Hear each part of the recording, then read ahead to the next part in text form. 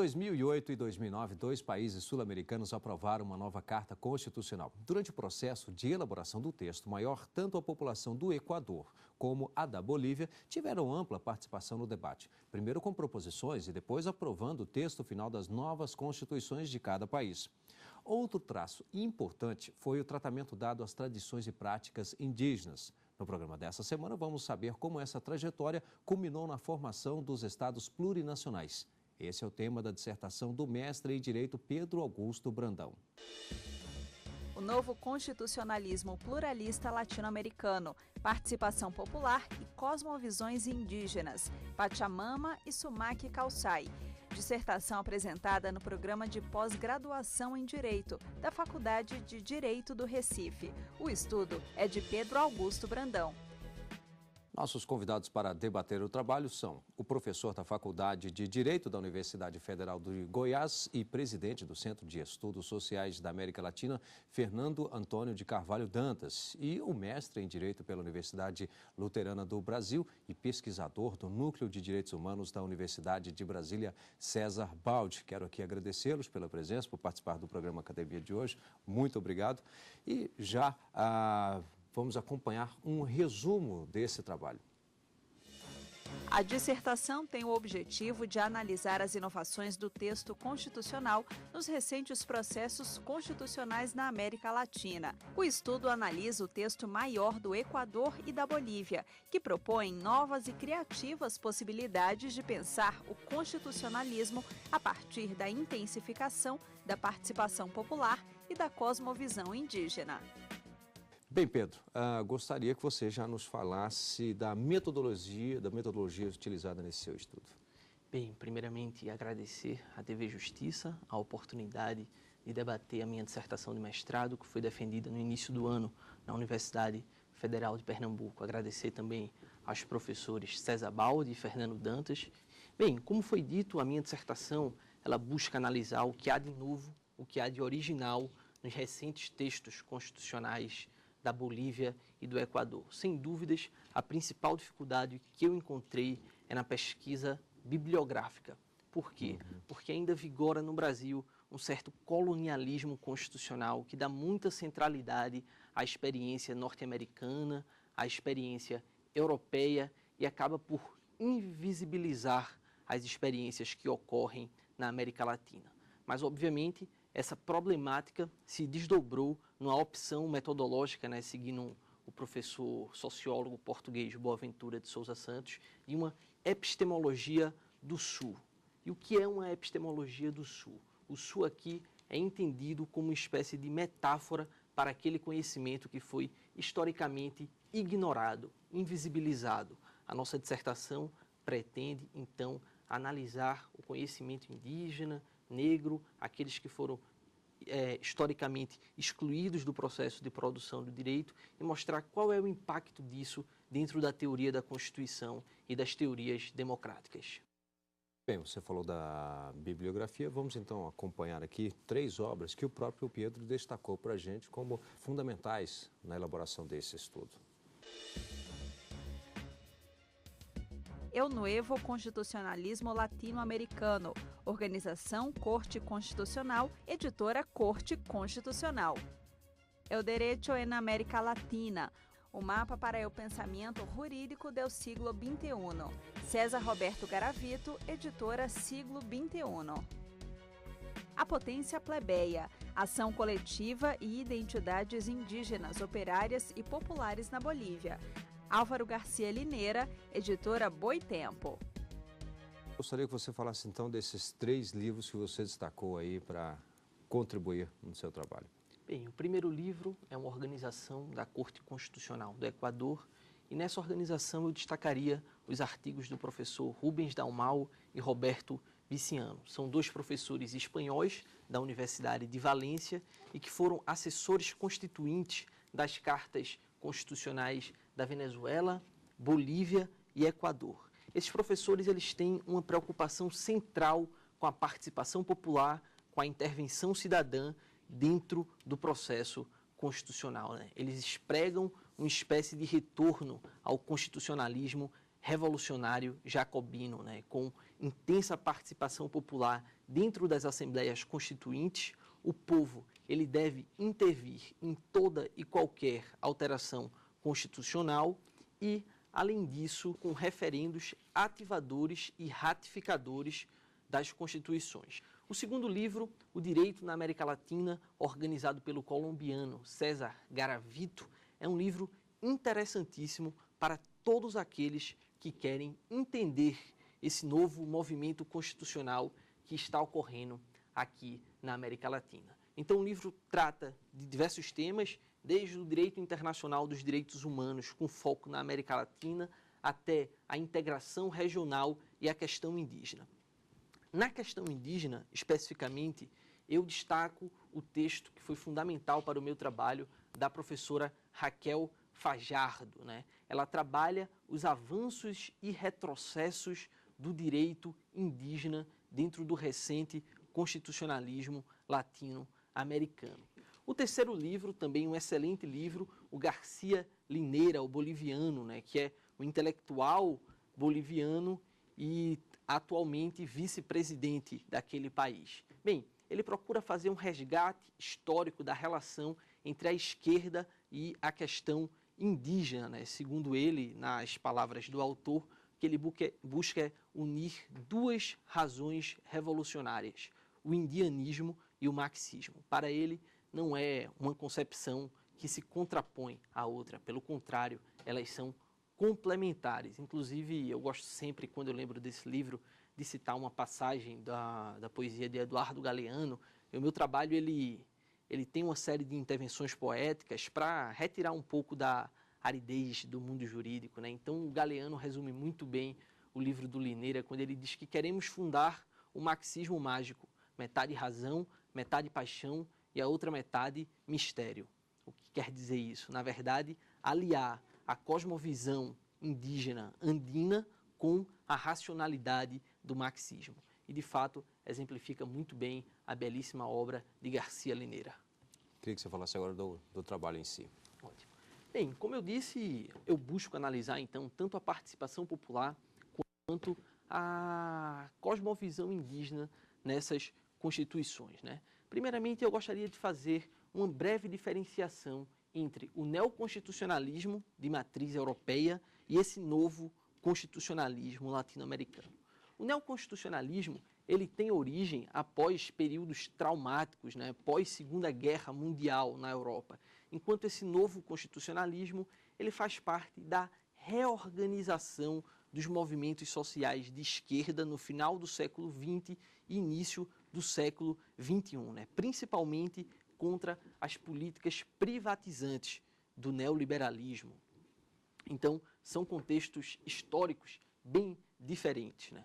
O segundo ponto é que o neoconstitucionalismo fortaleceu a ideia de jurisdição constitucional, fortaleceu a ideia de controle contramajoritário e fortaleceu também as cortes e os tribunais constitucionais, enquanto o novo constitucionalismo deposita suas esperanças tanto na democracia participativa quanto na democracia parlamentar. Ou seja, enquanto o neoconstitucionalismo ele tem como grande polo concretizador da Constituição a jurisdição constitucional, o novo constitucionalismo latino-americano acredita mais como polo concretizador da Constituição na democracia majoritária e na democracia participativa, né?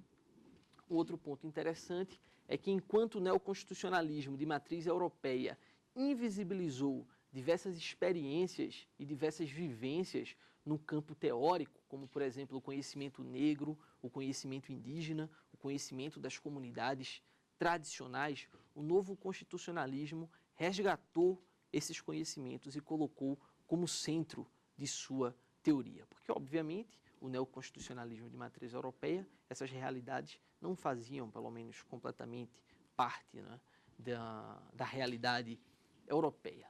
Um outro ponto interessante, talvez esse seja o ponto fulcral da diferenciação entre o neoconstitucionalismo e o novo constitucionalismo, é que aquele neoconstitucionalismo de matriz europeia, ele colocou no centro do ordenamento jurídico o ser humano.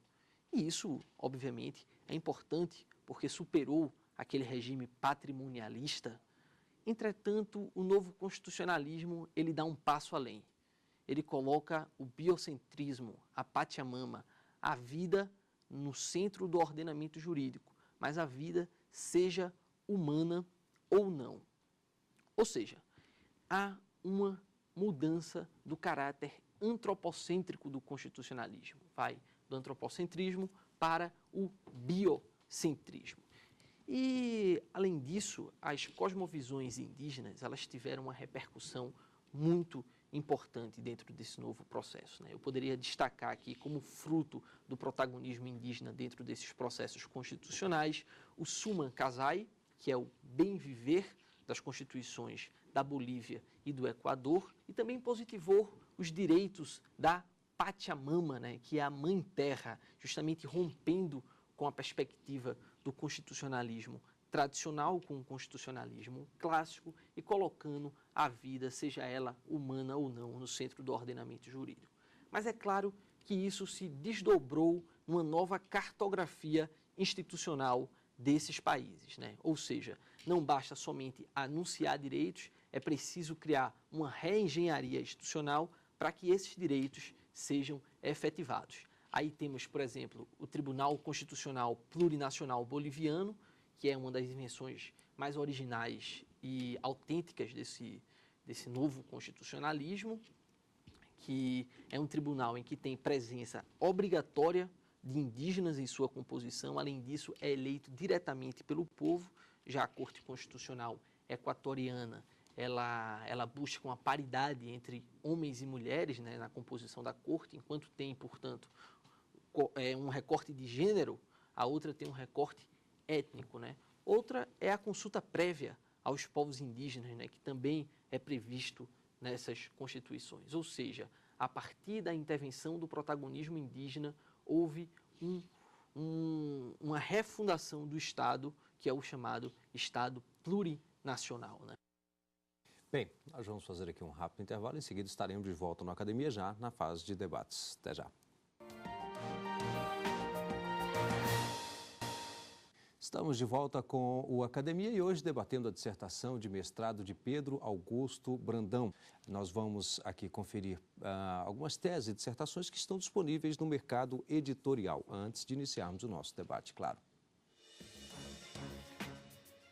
Contratos mercantis. Tiago Ferreira Cardoso Neves, editora Atlas. Conflitos normativos no sistema de solução de controvérsias da OMC. Fernando Cavalcante Júnior, editora Saraiva. Debates contemporâneos, economia social e do trabalho. José Dari Crem, editora LTR. Bem, eu tenho a satisfação de pedir ao doutor Fernando para que dê início aqui ao nosso debate. Obrigado. Obrigado pelo convite. Realmente é uma satisfação em participar desse debate sobre o novo constitucionalismo latino-americano. Talvez, né, um dos temas mais instigantes e mais novidadeiros no direito hoje, né? Por que isso? Por que instigantes e por que novidadeiros, né? Porque provocam, né, aquilo que os autores, os teóricos estão chamando, né, de rompimento com uma tradição colonial no pensamento jurídico brasileiro, por um lado, né, e apresenta algo novo, algo que está sendo chamado, né, no campo teórico, no campo político, né, e no campo do conhecimento jurídico, algo, né, que caracteriza esse constitucionalismo como constitucionalismo transformador, né. Em primeiro lugar, nós temos, e o Pedro Brandão, em seu trabalho, diga-se, né, um brilhante trabalho, uma brilhante reflexão sobre o tema, né, descortina aquilo que esteve sempre oculto, né, nos estudos e no pensamento jurídico brasileiro, que é uma parte significativa, né, da nossa população, da nossa sociedade, do nosso povo, que são os povos indígenas, né? Então, esse desvendar, a gente pode aí até atribuir uma atitude descolonial ou descolonizadora do Pedro Brandão e do seu trabalho, né, porque traz, né, à tona, traz para a visibilidade os povos indígenas brasileiros. O novo constitucionalismo latino-americano, né, rompe, né, com a invisibilidade e traz para o ambiente constitucional o pensamento, ou os pensamentos, as cosmovisões indígenas. Ora, o sistema colonial, a primeira atitude que teve em relação ao Novo Mundo e em relação aos povos do Novo Mundo foi desconsiderar a humanidade dos povos indígenas e, com isso, desconsiderar toda a forma de pensar, toda a racionalidade existente, né, nesses povos e nessas sociedades.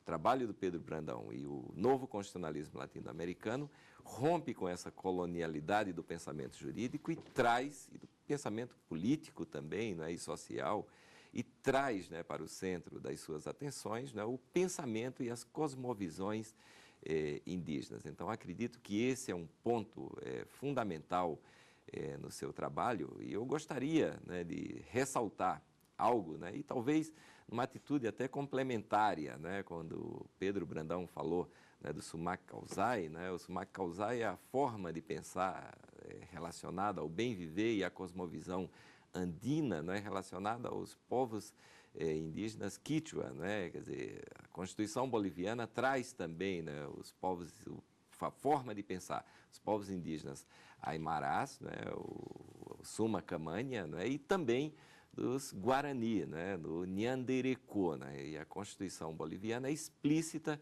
em relação a trazer, né, como princípio fundante do sistema jurídico boliviano o pensamento indígena centrado na ideia de bem viver, de Sumak Kawsay, de Suma Camanha e do Nhanderecô. Isso realmente é algo muito importante porque traz, né, uma nova concepção de viver baseada, né, no que é chamado, né, de bem viver, mas acima de tudo, baseada no rompimento, né, de uma instrumentalidade, de uma mecanicidade que caracterizou a relação de vida, né, dos povos orientados pelo pensamento social, econômico, político, jurídico, europeu, né, centrada numa instrumentalidade, numa mecanicidade muito grande na sua relação com a natureza, né?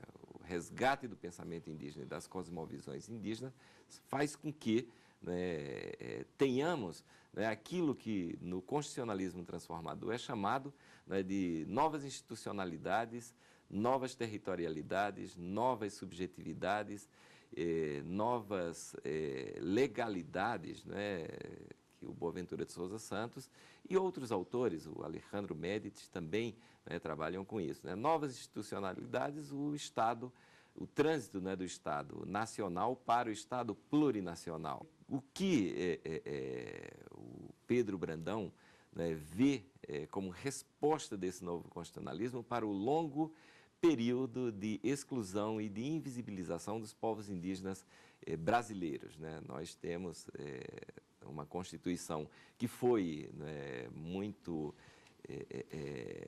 ousada ao reconhecer os direitos dos povos indígenas do Brasil na Constituição de 1988. Há uma dificuldade muito grande na efetivação desses direitos, porque são direitos de cunho coletivo, né? Então, eu pergunto e eu gostaria de ouvir o Pedro Brandão um pouquinho mais no que diz respeito à forma como podemos utilizar de modo comparado, né, esse avanço constitucional da Bolívia e do Equador para o ambiente dos direitos coletivos dos povos indígenas brasileiros. Agradeço a pergunta, professor Fernando. Bem, o advogado indígena boliviano Chivi Vargas sempre disse que o constitucionalismo, ele historicamente reproduziu a lógica colonial e a lógica capitalista. Esse novo movimento foi uma resposta a essa reprodução, né? Ele tentou dar voz àqueles que historicamente não tinham voz, né? Tentou dar um outro olhar sobre o constitucionalismo, né? Sobre a democracia também. Agora, é claro que a realidade equatoriana e boliviana é diferente da brasileira, né? Lá, os indígenas são maioria, ou pelo menos são uma boa parte da população, né? Mas que historicamente também foi invisibilizada, né? O que Volkmer chamava de maiorias ausentes da história. Enquanto no Brasil, os índios efetivamente são minorias, mas como lembra o Boaventura de Souza Santos, não podemos trabalhar com critérios quantitativos, porque quanto menos são, maior foi o genocídio. Quanto menos são, mais foram mortos. Então, a questão indígena e o constitucionalismo latino-americano pode e deve contribuir muito para a democracia brasileira e a nossa percepção de constitucionalismo. Esse constitucionalismo, então, ele, embora tenhamos trabalhado especificamente ou principalmente com a questão indígena, ele, na verdade, pode ser um grande contributo para todos aqueles que foram invisibilizados pela história, né? Aí podemos citar os desempregados europeus, as feministas latino-americanos e os povos tradicionais de todo o mundo, né? Ele é um representativo, como diz o Eduardo Galeano mais uma vez, né, daqueles que esperam há séculos na fila da história, né? Então, na verdade, isso simboliza o protagonismo daqueles, então, que foram invisibilizados pela história oficial. Professor César Baldi, obrigado. Obrigado, é um prazer estar comparecendo aqui e encontrando o trabalho do Pedro também, que eu acho que é um dos primeiros trabalhos que apresentou sobre a questão do novo constitucionalismo. Ele destaca bem, na parte inicial, toda a discussão teórica envolvendo a questão de saber quais são os temas efetivamente novos, o protagonismo ou não da Constituição colombiana e os processos da Venezuela, do Equador e da Bolívia. Mas, fundamentalmente, né, como ele trabalha com a questão da cosmovisão indígena, ele salienta muito bem a questão de que os indígenas e os povos afro são, mais que sujeitos de direitos, são sujeitos de conhecimento. E, consequentemente, eles são fundamentais para trabalhar a questão tanto da interculturalidade quanto da descolonização.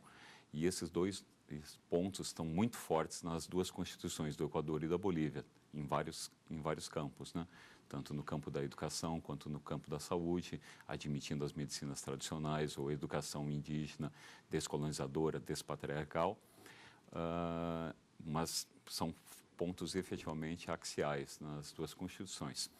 Então, a partir do momento que reconhece os indígenas e as comunidades afro como sujeitos de conhecimento, eu perguntaria para o Pedro como é que ele verifica essa questão do Tribunal Constitucional Plurinacional, a jurisdição indígena e o que isso poderia envolver a discussão para a Constituição e jurisdição na América Latina em geral. Bem, isso vai me possibilitar desenvolver um pouco mais o que seria o Estado plurinacional, né? Que é justamente o desmonte do Estado colonial, né? Desde 1991, na Constituição da Colômbia, existe a possibilidade da jurisdição autônoma indígena. Entretanto, era o chamado pluralismo jurídico subordinado ou colonial. Por quê? Porque, efetivamente, essas decisões da jurisdição autônoma indígena poderiam ser revistas pela jurisdição ordinária. E essa jurisdição ordinária não tinha uma composição intercultural. O Tribunal Constitucional Plurinacional Boliviano vai justamente romper com esse pluralismo jurídico subordinado e criar o chamado pluralismo jurídico igualitário. Por quê? Porque o Tribunal Constitucional, que é o responsável por dar a última palavra em termos de interpretação constitucional, vai ter a sua composição obrigatória de povos indígenas, ou seja, os indígenas efetivamente vão participar da última palavra em termos de interpretação constitucional. Além disso, outra coisa que rompe, né, aquele mecanismo que estamos acostumados na jurisdição constitucional convencional ou tradicional, o Tribunal Constitucional Plurinacional é eleito diretamente pelo povo.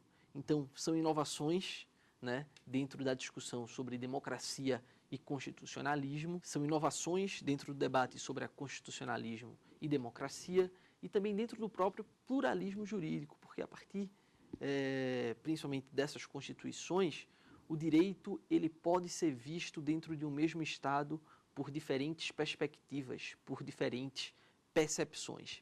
E é óbvio que essas experiências elas são muito novas, não sabemos exatamente onde vai desaguar. A única coisa, enquanto analista político e jurídico, né, que podemos desejar é que os mesmos setores que se organizaram e se mobilizaram para a criação dessas constituições continuem mobilizados para que haja a efetivação e concretização desses postulados constitucionais. Bem, quero aqui agradecer ao Pedro Brandão, também ao professor Fernando Antônio, também ao professor César Baldi. Muito obrigado pela presença aqui no nosso programa Academia. Lembro que você pode participar, para isso é fácil, basta enviar o seu trabalho para o endereço eletrônico academia@stf.jus.br. E o programa também pode ser visto na internet, o endereço é www.tvjustiça.jus.br. Obrigado e até o próximo encontro.